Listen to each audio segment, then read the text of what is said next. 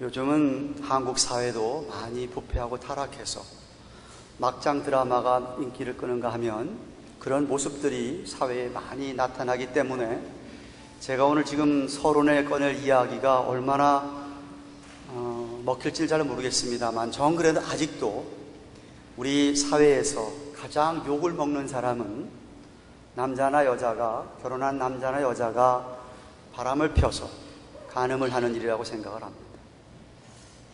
여자가 남자하고 오래 떨어져 살던가 혼자 있는 바람에 거짓 사랑과 거짓 친절에 넘어가서 몸 빼앗기고 있는 이 재산도 다 날리고, 그런 모습들이 신문상에 안 나타나더라 하더라도 여러분이 아는 사람이 있다고 한다면 지탄의 대상이 되는 그런 오늘날에, 그래도 아직은 우리나라 사회나 미국 사회나 적어도 여러분들은 그런 것을 보면 좀 참지를 못하고, 그렇게 유혹당해서 어려움 당한 사람들을 보고 불쌍히 여기는 마음이 있을지는 몰라도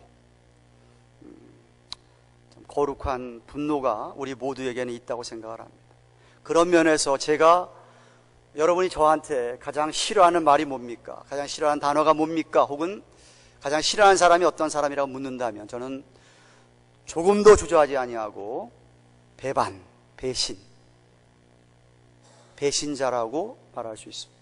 비트레이 하는 사람들이죠. 남편을, 아내를, 부모를, 자식을, 믿었던 친구를 배신하는 사람들. 그래서 어쩌면 오늘날까지도 역사상 예수님을 배반했던 가룟 유다가 사람들의 가장 혐오 대상이 아닌가 생각을 합니다. 반대로 가장 좋아하는 단어가 있다면 어떤 단어일까? 그 단어와 가장 반대가 되는 신실함, 충성하는, 정말 지조와 절개를 지킨다고 할까요? 그런 사람들이 안 믿는 사람들조차도 참 좋아하지 않을까 생각을 합니다. 성경에서는 그 faithfulness라고 하는 이 신실함, loyalty라고 하는 이 충성을 아주 강조합니다.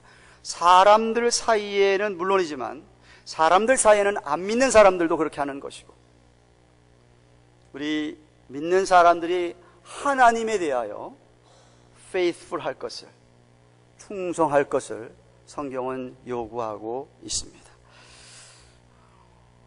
사람들 사이에서는 저도 그렇게 생각합니다만은 사람은 다 죄성을 갖고 있기 때문에 정도 차이는 있을지 몰라도 우린 다 누구에게나, 여러분들도 그렇지만은 많은 배신을 당해왔고 앞으로도 배신을 당할 것이고, 여러분도 어쩌면 많은 사람들에게 배신을 할 것이고 실망을 줄 겁니다. 정도 차이는 있어서 그것이 아주 작은 것일지는 몰라도. 그렇기 때문에 사람들에 대한 이 신실 충성보다도 성경은 정말 강조하고 있는 것이 하나님에 대하여, 우리 예수님에 대하여, 정말 예수님에 대해, 하나님에 대하여 신실하고 충성한 사람이라면 당연히 사람들에게도 그럴 가능성이 많기 때문에 그렇습니다. 성경은 하나님의 백성들은 하나님만을 그렇게 온 마음과 뜻과 정성 다해서 사랑해야 된다고, 유명한 신명기서 6장 5절 쉔마에 이스라엘 백성들은 그것을 미간에 정말 놓고 다니듯이 그렇게 강조하고 강조했습니다. 신약에 들어와서 예수님도 마태복음 22장에서도 그렇고 마가복음 12장에서도 그렇고 가장 중요한 큰 계명은 그렇게 하나님을 온 마음과 뜻과 정성 다해서 사랑하는 것이라고 못을 박아들였습니다. 이스라엘 백성들은 430년 동안이나 남의 나라에서 종놀이, 종살이, 노예 생활을 하고 있다가 하나님이 기적적으로 놀라운 눈에 보이는 이적을 행함으로 말미암아 그 백성들을 인도해서 젖과 꿀이 흐르는 가나안 땅까지 정착을 시켰습니다. 그래서 모세를 통하여서 정말 그렇게 그런 하나님을 사랑하고 하나님만을 충성하고 살도록 명하셨습니다. 그런데 이스라엘 백성들이 시간이 흘러가면서 하나님을 버리기 시작했습니다. 하나님을 비트레이하기 시작했습니다. 하나님을 거역하기 시작했습니다. 그래서 하나님께서는 안타까워서 선지자들을 시마다 때마다 보냈습니다. 제발 돌아와라. 회개하고 하나님께 돌아오라고 정말 그렇게 선지자들이 선포하고 외쳤습니다. 그럼에도 불구하고 마지막에 이스라엘 백성들은 결국은 다 버리고 떠나서 심판을 받게 되었습니다. 한편 예수님께서 2000년 전에 이 땅에 오셔서 12 제자를 택하셔서 그들과 3년 동안을 동고동락을 하고 먹이시고 입히시고 사랑을 부으시고 기적을 보이시고 말씀, 주옥 같은 설교 말씀을 주시고 그들을 양육했음에도 불구하고 3년 후에 예수님께 정작 붙잡히시게 되고 죽게 되는 상황에서는 12 제자가 다 도망을 가버렸습니다. 하지만 예수님께서 돌아가시고 사흘 만에 부활하신 후에 제자들을 부르셨습니다. 다시 만나셨습니다. 신이 다시 만나셔서 그들의 마음을, 그들의 그 심령을 회복시켜 주시고 성령을 주시겠다고 약속하신 후에 오순절날 성령이 임한 이후로 제자들은 그 시간부터는 단 한순간도 주님을 배신한 적이 없이 목숨을 잃는 한이 있어도 복음을 위하여 살았습니다. 그래서 거의 다가 순교를 했습니다. 그들의 순교의 피 때문에 온 세상에 복음이 전파되었고 그 복음이 우리에게까지 전달되어서 저와 여러분이 예수를 믿게 되었고 이 자리에 앉게 된 줄로 믿습니다. 사도 바울이 11장, 고린도서 11장을 시작하면서 고린도 교회 안에 가만히 들어온 이 거짓 선지자, 거짓 교사들, 그리고 그들을 따르는 자들로 말미암아 고린도 교인들 가운데 자꾸만 진리를 떠나려고 하는 교인들에 있어서 그들을 책망을 하기 위해서, 경고하기 위해서 서신을 써내려는 가운데 오늘 1절에 보시면 자기가 10장에서 얘기한 것처럼 그렇게 남들과 비교하기 싫고 거짓 선지자들과 비교하기 싫고 그들 앞에 자기를 자랑하고 싶지 않다. 근데 이번 한 번만을 좀 용서해라. 내가 이 자랑하는 어리석음을 보이지만 나를 용납하고 지금 내 말을 들으라고 1절에 말씀하고 있습니다. 이유는 그들이 정결하지 못하고 순결을 잃어버리고 신실하지 못했기 때문에, 주님께 충성하지 못하기 때문이었습니다. 그래서 여러분 2절 말씀을 보십시오. 2절 말씀 다시 한번 같이 읽을까요? 시작. 내가 하나님의 열심으로 너희를 위하여 열심 내노니 내가 너희를 정결한 처녀로 한 남편인 그리스도께 드리려고 중매함이로다 고 하였습니다. 여기 중요한 단어가 하나님의 열심이라는 단어입니다. 바울도 내가 그 열심이라고 말하고 있는 이 열심이라는 단어는 헬라의 원어의 제일로스라고 하는 단어인데 제일로스에서 나온 영어가 jealousy입니다. 질투라는 영어가 거기서 나왔습니다. 하나님이 얘기하시는 여기 하나님의 열심, 질투는 여러분이 생각하는 질투하고는 다릅니다. 이거는 경건한 질투입니다. 하나님이 당신이 택한 사람들을 너무 사랑하는데 너무 사랑하기 때문에 사랑하는 자기의 대상들이, 사랑하는 자기 백성, 자기 자녀들이 자기 사랑을 거역하고 다른 사람에게, 다른 것에게 쏠리는 것에 대해서 하나님이 의의 분노를 일으키는 것을 여기 오늘 열심, 경건한 질투라고 표현을 했습니다. 이 목사님 무슨 하나님이 유치하게 질투를 하십니까? 하나님의 사랑을 잘 모르시는 분들이라는 이야기입니다. 아니, 생각해 보십시다. 여러분이 여러분 아내를 사랑한다고 한다면 어느 남자가 와서 여러분 아내를 유혹하고 쩝쩝거린다 그럴 때 여러분 가만히 있습니까? 가만히 있는다는 이야기는 그 아내를 사랑하지 않는다라는 거예요. 당장 그 남자 가서 절단 내지 않아요? 안 그런가 보네. 가만히 안 두죠. 왜? 내 아내를 사랑하고 내 아내를 지키기를 원하는 거 아니겠습니까? 하나님의 마음이 그렇다는 거예요. 하나님이 여러분을 그렇게 사랑하는데 여러분이 자꾸만 하나님의 사랑을 거역한다는 것이죠.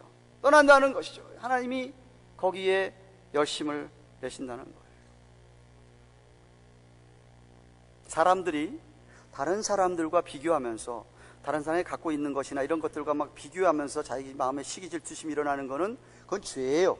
죄성을 따라서 하는 행동이기 때문에. 오늘 성경에서 이야기하는 하나님이 열심히 질투는 그런 게 아니라는 말이에요. 죄를 모르시는 하나님께서 자기 안에 나타나는 이 경건한 질투, 경건한 분노, 열심, 자기의 사랑을 자꾸 빼앗아가려고 하는 악한 사탄 마귀에 대한 진노를 표현하고 있는 거예요. 그 열심, 그 분노가 바울에게도 있어서 바울이 고린도 교인들에게 이 서신을 쓰고 있다는 겁니다. 그러면서 무슨 이야기를 하시냐면 처녀 이야기 나옵니다. 남편 이야기가 나옵니다. 정혼한, 우리말로 표현하면 약혼한 처녀가 신랑 되시는 예수님과 결혼하는 것을 영적인 연합을 빗대어서 영적으로 연합한 처녀, 버진이 그렇게 그 버진을 지키고 정결하고 신실해야 됨을 정말 신랑 되신 남편 될 예수님에게 충성해야 할 것을 오늘 말씀하고 있습니다. 당시 유대인들의 관습은 그렇습니다. 우리나라 옛날 시대처럼 대부분 부모가 짝지워준, 남자나 여자가 짝지어준 사람과 정혼, 약혼을 하면 약 한 1년 정도 지난 다음에 정식으로 혼인식을 한다고 합니다. 그러면은 1년 동안, 약 1년 동안은 그 처녀가 자기의 처녀성을 지키고 순결을 지키고 잘 준비했다가 그래서 결혼식을 하는 겁니다. 그런데 그 중간에 이 처녀가 성관계를 가져서 몸을 버린다. 그러면은 그 사람은 유대법에 의해서 돌에 쳐서 죽이도록 되어 있습니다. 그러니까 그들에게 있어서 이 정혼, 약혼이라는 것은 곧 결혼한 거랑 일반 다를 바가 없었다라는 말입니다. 그래서 여러분 아시다시피 요셉이 마리아하고 정혼을 했는데 마리아가 임신해서 배가 불러온다는 소리를 들으니까 큰일 났습니다. 자기 사랑하는 마리아가 돌에 맞아 죽게 됐기 때문에 가만히 끊고자 하여, 성경이 그렇게 마태복음 1장 19절에 기록되어 있는 것이죠. 정혼한 순간부터, 약혼한 순간부터 그 남자를 남편으로 여기고 그에게만 신실해야 되고 그 시간까지 자기의 순결을 지켜야만 했고 그 사람에게 충성하는 것을 결혼 준비였다는 말입니다.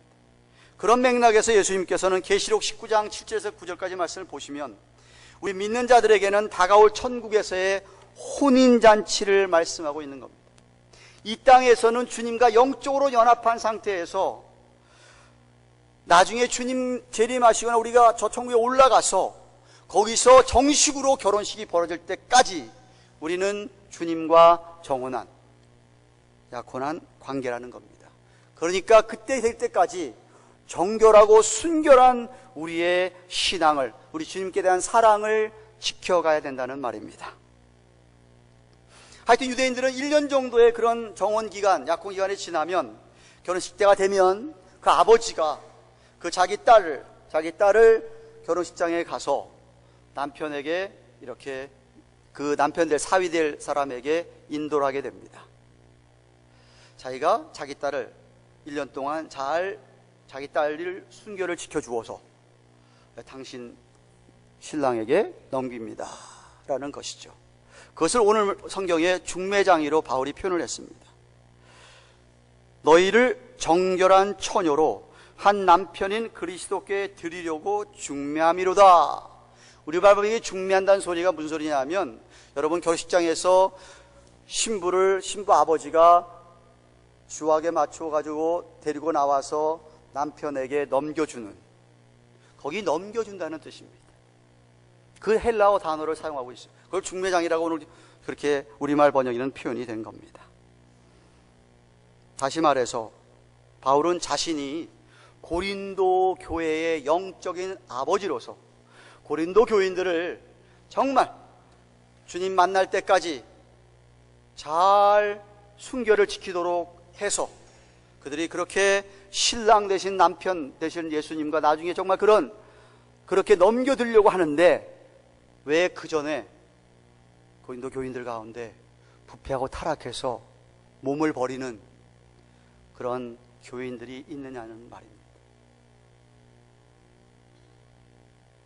거짓 선지자들과 교사들의 유혹에 넘어가서 복음의 진리에서 벗어나는 그런 자들이 있다고 이야기를 들으니까 하나님의 열심, 그 정결한 질투, 그 분노가 솟아났다는 거예요. 3절 말씀 보세요. 뱀이 그 간계로 이와를 미혹해 한 것 같이, 이와는 헬라어의 이브, 하와 똑같은 발음을 그렇게 우리말 번역을 이와로 한 겁니다. 사실 거기 강한 액센트가 있어서 하와라고 발음해야 정확한 발음이에요. 이브를 가리키는 거예요. 이브를 미혹해 한 것 같이 너의 마음이 그리스도를 향하는 진실함과 깨끗함에서 떠나 부패할까 두려워하노라 그랬습니다. 대체 에덴 동산에서 하나님께서 아담과 하와를 창조하셨는데 뱀이 와서 하와를 유혹을 해가지고 범죄하게 했습니다. 죄를 짓게 했습니다. 사단 마귀가는 거시에 속아 넘어갔습니다. 야, 너도 하나님처럼 될 수 있어. 이거 먹어도 안 죽어. 정령 죽겠다니 안 죽는다라고 거짓말에 넘어갔습니다. 그래서 결국 죄를 짓게 돼서 부패하고 타락하게 된 것 같이 지금 고린도 교인들 가운데 이 거짓 선지자나 사도들, 거짓 사도들, 교사들의 유혹에 넘어가죠. 꼬임수, 속임의 거짓에 넘어가서 진리를 벗어나 다른 예수가 전파되니까 다른 영을 받아들이고 다른 복음을 받아들이기 시작했다는 겁니다. 4절부터 5절 말씀 보세요. 만일 누가 가서 우리의 전파하지 아니한 다른 예수를 전파하거나 혹 너희의 받지 아니한 다른 영을 받게 하거나 혹 너희의 받지 아니한 다른 복음을 받게 할 때에는 너희가 잘 용납하는구나 라고 그랬습니다. 여기 맨 처음 우리말에 만일이라는 번역은 잘못된 번역입니다. 만일이라는 번역이 아니라 때문에라고 혹은 의하여라고 하는 번역이 됐어야 됩니다. 다시 말하면 너희가 다른 예수를 전파한 것을, 다른 영이 들어온 것을, 다른 복음을 받았기 때문에 이런 소리.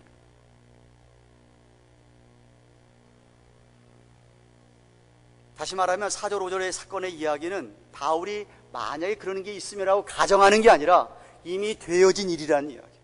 이미 되어진 일, 들어서 알고 있는 일. 그래서 그들을 지금 책망하는 거예요. 다른 예수가 뭐죠? 신구약 성경에, 구약 성경에 예표된 메시아 그리스도, 신약에 오신 예수님, 오셔서 예수님 하신 말씀, 그 예수님을 전하는 게 아니라 다른 예수를 그들이 전하기 시작했다는 겁니다. 다른 예수를, 예를 들면 이런 겁니다. 아, 예수님 하나님의 아들일 뿐이지 하나님은 아니다. 하나님의 아들, 하나님이 하나님 만들어 놓은 창조물 예수님이지 그 하나님이 아니다라고 얘기하는, 삼위일체를 부인하는 그런 예수를 전하더라 이겁니다. 오늘날 여호와의 증인이나 안식교 교인들처럼 말이에요. 그때도 그런 사람들이 있었습니다. 뿐만 아니라 바울이 전한 복음의 진리는 믿는 자들에게는 성령이 인쳐주셔서 그 성령이 믿는 자들은 예수님을 향하여서 주라고 고백하도록 하고, 고린도전서 12장 3절에 있는 대로 하나님을 향하여서 아바, 아버지라고 부를 수 있겠다 이 말입니다. 로마서 8장 16절에서. 그런데 그 성령이 아닌 다른 영의 영향을 받게 되고 다른 영이 그들 헷갈리게 하고 혼동하게 해서 교회를 어지럽히고 그로 말미암아 다른 복음이 교회 안에 파고 들어와가지고 교인들이 그 다른 복음에 넘어가더라는 말입니다. 예를 들면 예수님만 믿어서는 구원을 못 받는다, 율법도 지켜야 된다, 할례도 행해야 된다, 예수님만 믿어서 구원받는 게 아니라 착한 일을 해야 된다, 도덕적으로 살아야지만 구원받는다. 오늘날로 제가 조금 바꿔서 이야기하면 그런 식으로 다른 복음을 전하기 시작했다는 겁니다.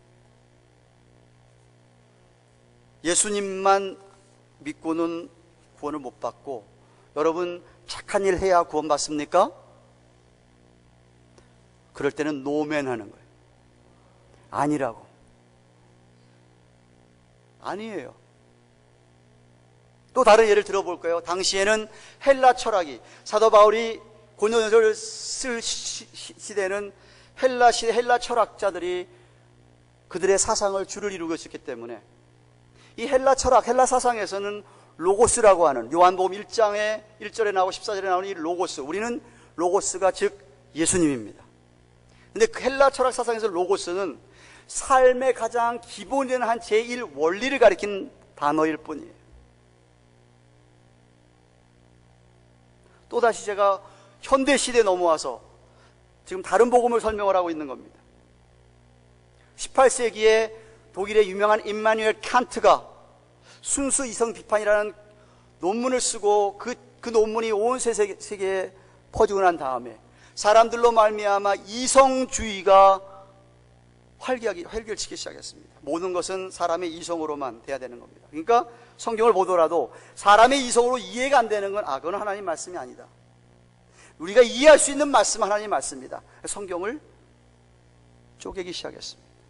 기적 같은 거 다 빼버리고 예수님 동정탄상가도 다 빼버리고 그저 하나의 예수님은 하나님의 아들로서 도덕적 군자로서 보여주신 그런 선한 일, 좋은 일, 사랑, 그런 것만 믿게 했습니다. 20세기 넘어와서 실존주의, 많은 실존주의 철학자들이 등장했습니다. 실존주의자들 가운데서는 정말 좋은 쪽으로 그것을 해석해가지고 기독교적인 실존주의 사상, 키엘케고 같은 철학자들도 있었지만 대부분의 실존주의를 지향하던 사람들은 거의 무신론자들로 빠져가지고 인간의 실존만을 최우선으로 여기는, 그러니까 이런 식으로 하다 보니까 교회에서도 소위 말하는 지성인들조차도 기독교가 말로 되는구나 해서 그런 식으로 교회가 흘러가다 보니까 교회는 결국 자유주의가 득세해서 생명력을 잃게 됩니다. 결국 대부분의 유럽의 교회들이 죽었지 않습니까? 거의 다 문 닫았지 않습니까? 교회당 건물은 화려하지만 가보면 노인네들 10명도 안 된 노인네들 와서 예배를 드리고 있습니다. 다른 복음, 교회를 무너뜨리거든요. 사실 그래서 목회자의 가장 두려운 것이 뭐냐 하면 교회 안에 이런 일이 생기는 거예요. 어떤 사람이 와서 다른 예수를 만나고 악한 영의 영향을 받아가지고 목사님이 얘기한 것 전혀 다른 얘기, 이상한 얘기, 허튼 얘기를 하고 다른 복음, 비진리를 와서 전한다든가 알리는 일이 일어나는 것입니다. 이단 사상이 혹은 자유주의 사상이 교회 안에 들어오는 것이죠.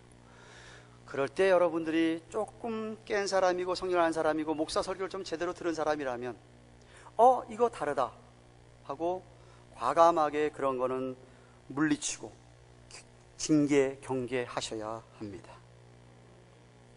왜죠? 교회는 순결한 신부, 성도들은 하나님의 복음의 진리를 그대로 갖고 지켜야 되고 살아야 되는, 아까 얘기했듯이 정결한 처녀이어야 하기 때문에 그렇습니다. 그런 것 가지고는 타협하는 게 아니에요. 그런 것을 받아들인다고 하는 것은 무슨 이야기예요? 같이 더럽혀지는 거예요.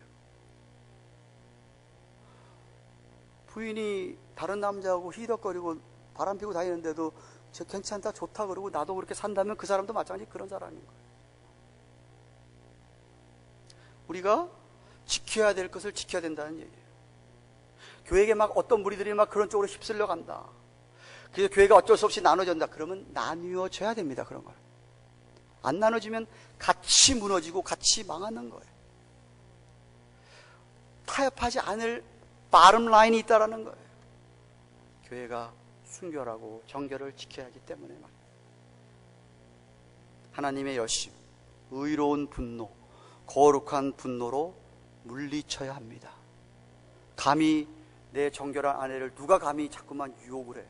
그럼 가서 내야 된다는 얘기죠. 안 된다는 이야기죠.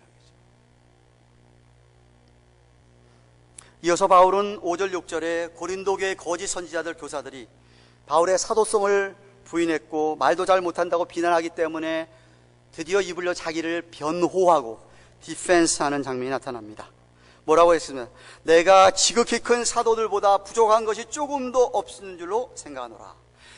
내가 비록 말에는 조라나, 우리말 번역이 좀 그렇게 됐지만 내가 말 잘하는 훈련을 받지 못했지만 이런 소리입니다. 지식에는 그렇지 아니하니 이것을 우리가 모든 사람 가운데 모든 일로 너희에게 나타내었노라 라고 그랬습니다. 그 거짓 선지자들처럼 자랑하지 않았더니 돌아오는 게 뭐냐, 겸손했더니 돌아오는 게 뭐냐면 자기에 대한 악평만 돌아오더라는 겁니다. 여기 지극히 큰 사도에 대한 해석은 두 가지로 할 수 있습니다. 하나는 예수님의 12사도, 그렇게 보셔도 괜찮습니다. 근데 다른 하나는 지금 바울은 거짓 선지자들을 빗대어서 조롱하는 듯이 니들이 이렇게 큰 사도라고 얘기하느냐, 나도 그에 못지않다라고 해석할 수도 있습니다. 그동안 잘 참고 있었던 바울이 더 이상 참지 못하고 비록 비교하는 자신이 어리석게 보여도 자기를 지금 디펜스하고 어떻게든지 고린도 교회가 순결하고 정결해져야 되겠기 때문에 그들과 비교해서 나도 부족한 것이 없다. 말 잘 못하는지 모르지만 적어도 진리라는 지식에서만큼은 그렇지 않다라고 지금 주장합니다. 비밀스러운 복음의 진리를 모든 사람 가운데 모든 일로 교회에 잘 전했다라는 것입니다. 사랑하는 교양가든 교회 여러분, 남편이, 신랑이 어느 때 가장 좋고 행복하겠습니까? 부인, 아내가 자기만 사랑하고 자기만을 위하고 순결을 지켜가면서 자기를 위하여 신실하게 충성할 때일 것입니다. 남자분들 안 그렇습니까?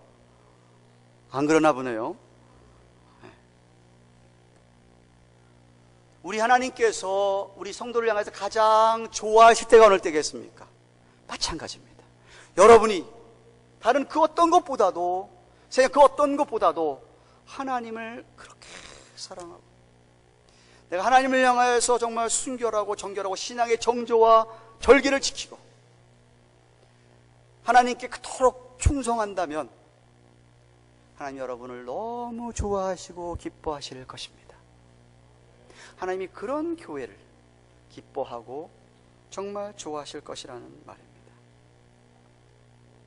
그렇지 못하고 약혼한 처녀가 약혼했음에도 불구하고 이 남자 저 남자 마음을 쏟고 더러운 정욕에 빠져 있다면 그 약혼한 남자가 얼마나 분노하겠습니까? 우리 모두는 잠시 후에 있을 영원한 천국에서의 혼인잔치에 참여할 예수 그리스도의 처녀들입니다. 그 혼인식을 위해서 지금 우리는 준비하는 시간을 보내고 있는 겁니다. 여러분, 결혼식의 절정이 언제지요? 결혼식의 절정은 신부가 등장할 때입니다. 신부가 등장해서 신부 아버지의 손을 잡고 그 아름다운 주악에 맞추어서 앞으로 나올 때가 절정이 아닙니까? 그래서 사람들이 다 일어나지 않습니까? 그런데 신부가 웨딩드레스는 입었는지 모르지만 남편한테 전혀 마음이 없고 마음이 떨어져 나가고 가 있지 않고 다른 남자들에게 가 있어가지고 이 남자 저 남자에게 눈길 돌리기에 바쁘고 술에 취한 것처럼 이상한 햇소리나 하고 그런다 그러면은 결혼식만 망가뜨리는 것이 아니라 결혼식에 참여한 하객을 조롱하는 처사지요. 모욕시키는 처사가 아니겠습니까?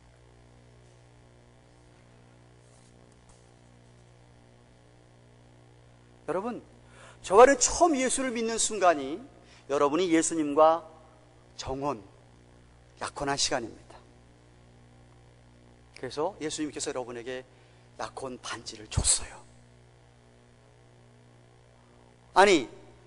결혼할 상대가 있는 여자에게 신랑이 프로포즈하면서 반지도 안 줘요? 그런 남자 있어요? 없겠죠, 그죠? 그 반지 주는 이유가 뭐예요? 야, 이제부터 너는 내 거니까 꼼짝 마. 이런 뜻 아니겠습니까? 우리에게 약혼을 하시고 우리에게 성령을 인치신 이유는 너는 이제 내 거다는 거죠. 너는 주님에게 속했다라는 거예요. 그러니까 주님만 바라보고 주님께 신실하고 주님께 성결하고 신실하라는 뜻입니다. 그래서 끝까지 순결을 지키다가 주님이 혼인식을 정말 우리가 하게 될 때에 수많은 천군 천사들이 하객이 돼가지고 축하를 하며 화려한 혼인잔치에 우리가 참여하게 되는 겁니다. 그러므로 그때를 위해서 여러분 지금 잘 준비하십시오. 여러분, 약혼 반지를 받는 것 너무너무 쉬워요. 예스만 하면 됩니다. 그러나 그부터 결혼하기까지 준비하는 시간은 정말 노력할 게 많지요. 약혼만 반지 받으면 끝입니까? 저절로 결혼식 하는 거예요? 아니지 않습니까? 여러 가지 준비를 해야 되지 않습니까?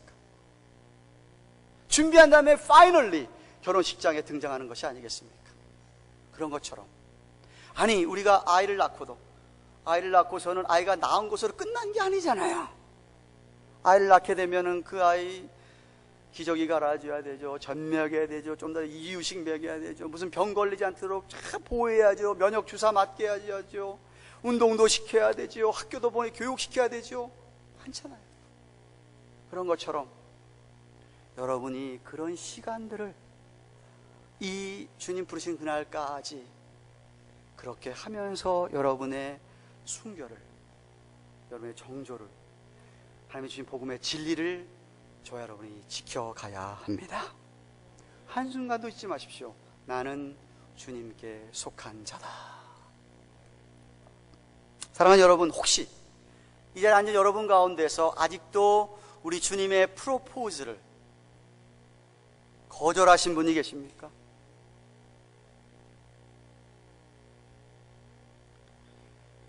받아들이시기를 축원합니다.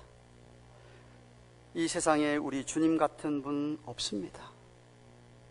이 세상 모든 남자는 모든 여자는 아까 처음 얘기했지만 결국 여러분을 정도 차이 있을지 몰라도 실망을 시키고 배신할 사람들입니다. 죄송하지만 물론 하나님을 그토록 신실하게 정결을 지키며 사랑하고 충성된 사람은 그게 엄청 적을 겁니다. 여러분을 실망시키거나 배신하는 게 아주 작을 겁니다. 그래도 실망시킬 수밖에 없습니다. 그런데 우리 주님은 결코 여러분들을 실망시키지를 못합니다. 우리 주님은 실수하시는 분이 아닙니다. 우리 주님은 여러분을 결코 실망시키실 분이, 배신할 분이 아니기 때문에 정말 믿어도 됩니다. 우리 주님은 여러분을 정말 엄청나게 사랑하십니다. 모든 죄를 용서하시고 여러분의 인생을 새롭게 하시고 죽음조차도 끝이 아닌 죽음 후에 우리는 천국에서 영원히 살게 됩니다. 이미 이런 주님의 프로포즈를 받고 약혼하신 처녀 되신 여러분들, 저는 바울처럼 여러분들을 정결하고 신실한 처녀로 신랑 되신 주님, 예수님께 넘겨드리고자 최선을 다하고 있습니다. 제발 사탄 마귀의 유혹에 넘어가지 마시고 주님 부르실 그날까지 여러분의 믿음을, 신앙의 정조를 지키시기를 축원합니다. 진리의 말씀에 헌신하십시오. 주님의 말씀은 하나도 틀린 것이 없습니다. 그리고 누구보다도 주님께 순결을 지키시고 주님께 진실하시고 신실하십시오. 충성하십시오. 다른 데 한눈을 팔지 마십시오. 그러면 얼마나 우리 주님이 기뻐하시겠습니까? 그런 은혜가 있기를 주님의 이름으로 간절히 축원합니다. 주신 말씀 생각하며 하나님 한번 통성으로 기도하겠습니다.